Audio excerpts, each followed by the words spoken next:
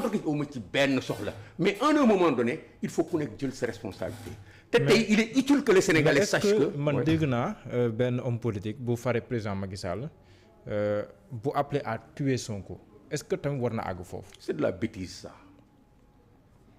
man dama leen wax tout le temps ni man dama bëgg di wax nit ñi comprendre. parce que waxuma ak sama bopp waxuma ak yow waxuma ak Ousmane Sonko Sénégalais yi laay waxal. pour que Sénégalais yi nga xam ni c'est le peuple souverain. ñu mën jël des décisions en toute souveraineté. décision yu propre yi nga xam ne ça va dans le sens de leur intérêt seen njëriñ lay indi. il ne faut pas que ñu nekk situation bi nga xam ne dañ leen di benn di leen wëlbati di leen jaxase pour ñu jël ay décisions yi nga xam ni politicien bii leen di manipuler moom lay jëriñ. donc su fekkee kenn taxaw na naan nan rey diw nan ko def nii ak. Ahmed Suzanne Camara wax na ko. waaw Ahmed Suzanne Camara laa la wax. d'accord ma ci li mu wax. et je considère que loolu dafa manquer sax maturité politique wala intelligence su nit ka nga taxaw ci. quel que soit le type de média naaw diw bu daan ko war a rey c'est très sombre c'est très noir et on n'a pas besoin de partisans comme cela.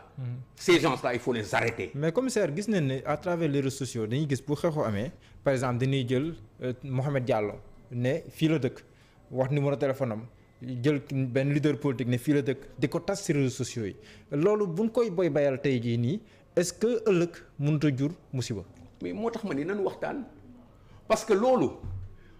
am na foo ko féetalee mais daf fi amoon ba mu jur ay jéya ñu attaqué ay kër lakk ay kër te nii la demee woon ay nit yu nekk sax bitim réew di joxe ay adresse su kër diw fële la dëkk dem leen taal ko ay commando encore yi nga xam ni fii la ñu nekk ay nit ñi nga xam ni ñu ngi ci biir Sénégal gii di organiser ay commando yu wàcc ci kër nit ñi rien que pour taal kër nit ñi di yàq ko.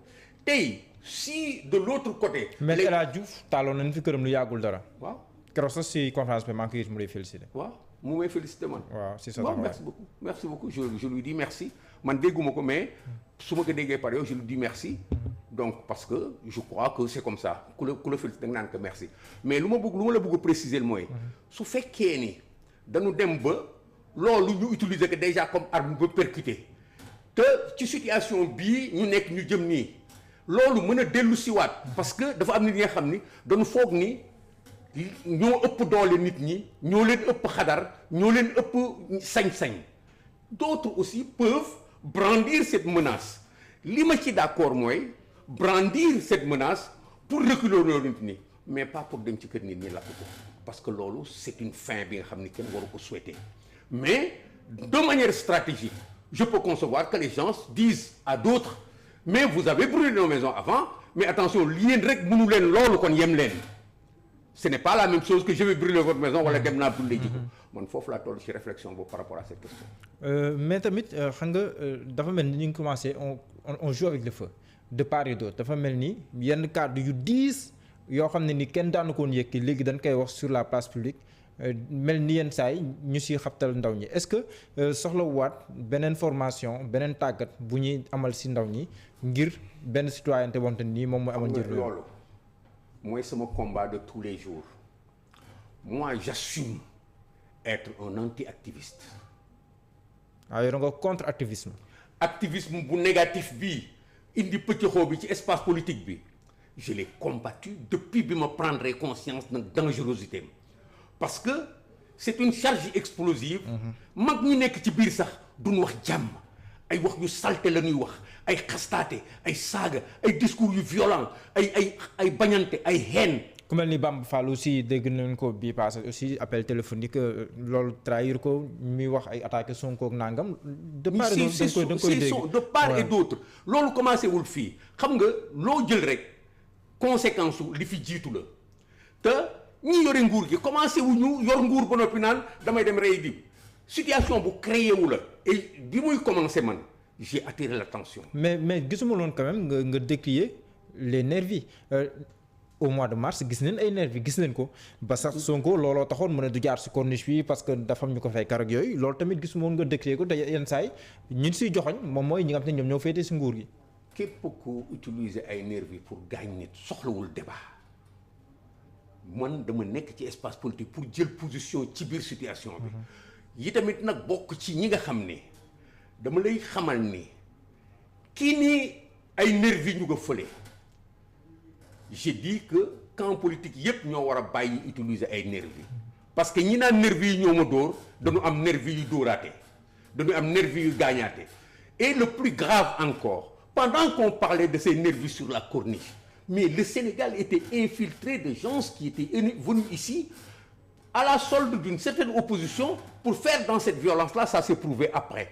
Et quand ça va, encore une fois, si ça m'a xam-xam bopp laa wax, jusqu'à ce que on infiltre l'armée, on infiltre la police, on se met à toujours faire des appels du pied aux forces de défense, à parler du général Moussa Fall et à manipuler de petits gendarmes mbokk xarit, de petits policiers mbokk xarit, au point que ñu mën am des repères pour dire que même durant ces événements-là, les forces de défense et de sécurité ont été manipulées. La preuve de cela, c'est le capitaine Touré. loolu dina si ñëwaat mais da nga ne da nga tudd loo xam ne nii dafa def tilk sama xel bi. da nga ne on a infiltré la police, on a infiltré la gendarmerie loolu tam bëggoon naa nga ñu si leeral comment. ak bu ñu tollee foofu ndax jotul nit yi. moo tax ma àggaleel la ni la indice yi ñu ngi fii police choix wu utiliser force. su ma waxoon man au départ parce que xaw ma woon lu mu doon. quand j'ai vu le style très régionaliste et ces tendances-là et consorts chez mon ami Sonko xaw ma woon lu mu doon de manière précise mais bi ma commencé gis type organisation yi nga xam ni moo nekk dans le dispositif. mais c'est pas différent des nervis dont vous parlez et autres là et consorts su ñu demee ba ci biir loolu mu feeñ à un moment donné ci benn situation bu particulière que un problème judiciaire a été faussé par le comportement d'un fonctionnaire qui était partisan. On parle de procès-verbaux qui sont sortis musul xew ci Sénégal. mais nag presse bi yàgg na traité ay procès-verbaux. presse bi yàgg na traité ay procès-verbaux ñu gis ñu jàpp. évidemment. Est-ce que tu me permets ñu bañ a sori ci biir loolu. parce que ce cas il est trop particulier pour qu'on le banalise en le comparant à d'autres. Nous sommes dans une situation où des Sénégalais sont morts. Où un leader est accusé de viol. Il attend de comparaître devant le tribunal. Où la section de la gendarmerie a retrouvé ces dossiers extrêmement sensibles dans la rue, entre les mains d'un journaliste, quand le capitaine qui est dans cette affaire-là disparaît et se retrouve à Sen TV en train de faire une conférence de presse alors qu'il était sous les drapeaux, qui a attendu de faire 5 jours au lieu de 6 pour aller retourner à sa base après avoir incendié le Sénégal de comportement déloyal. wolof def li nga xam ni dëppoowul ak wareefam en tant que gendarme mu def ko te nekk gendarme boobu ba léegi y a des questions qu'on doit se poser ne serait-ce que ça daf ñu war a ragalloo parce que armée ak police ak gendarmerie du fowukaay bi nga xam ni. mais est-ce que cas capitaine Touré rek bëggoo taxaw set mën na tax ñu ne la police et la gendarmerie ont été infiltrés. est-ce que tamit loolu. mais du lu grave trop pour di koy wax. mais li mu grave moo tax ñu war ko wax tey dañu war a bàyyi. su ma ko waxee nga ni ma lu tax nga wax ko dama ko wax pour avertir waxuma ko pour ñu débat ko dama ko wax pour avertir parce que dëgg la parce que capitaine Touré mii feeñ fii wane na ni dëgg la bu dee benn cas sax te du benn cas. ah bon. oui du benn cas y en a en pagaille. il y a d'autres des gens qui sont dans la sympathie dans la mobilisation et qui cachent leurs relations comme l'a fait le capitaine Touré jusqu'au jour où il a été découvert où il a été mis à nu par cette affaire-là. Il y a pas de question à poser là-dessus. C'est comme ça que ça marche. Autant dans la même démarche que j'ai suivie pour que quelqu'un puisse penser se faire une base politique en faisant des appels de pied à des gens dans un raisonnalisme extrêmement poussé, ce type-là peut faire du n'importe quoi. Mais ki ngay waxal nii à Ziguinchor il avait tenu un discours bi muy def campagne présidentielle parce que 2019 laay wax ne leen bu leen ma votel parce que man doomu Casamance la boo leen may votel da nga ma votel. c'est de la rhétorique. loolu c'est style la mooy votel leen ma loolu mooy votel leen ma. non mais tamit kàddu dafa am solo. parce que kàddu gi lu mu am solo du régionalisme lu yow par exemple lu mu am solo su ko tuddee rek bu leen ma votel parce que diw laa. bu leen ma votel parce que diw laa. mais ñun on est des intelligences en balade il ne faut pas que mu nax ñu waaw ça veut dire que ñun portable bi kii rek nga mën a teg fii. soo ko cliquul dans un sens du dem foofu. mais boppu nit ak xalaatu nit nga bëgg ko muusee li ngeen di wax naan jaar ci kawam. loolu dox sa main quoi. dox sa main li muy woote du ko woote directement da koy woote ci façon bi nga xam ni moom mooy digeste ñi mu koy waxal dinañ dégg